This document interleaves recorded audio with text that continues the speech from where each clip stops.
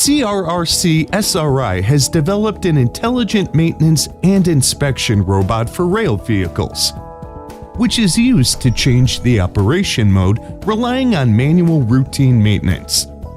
The robot can be started remotely once the train is entering into the depot. First, the robot uses its high-speed camera to quickly collect the image of most components of the vehicle bottom. Multiple high-flexibility mechanical arms equipping with image acquisition devices to act simultaneously.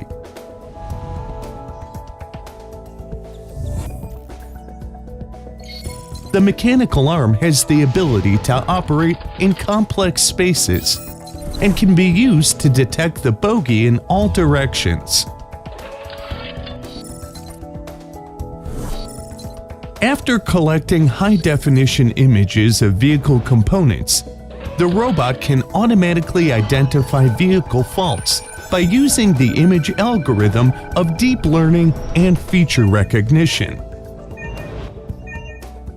The robot can achieve wireless network connections and thus send its own status and identified vehicle fault information to the control center in real time to provide service support for the staff.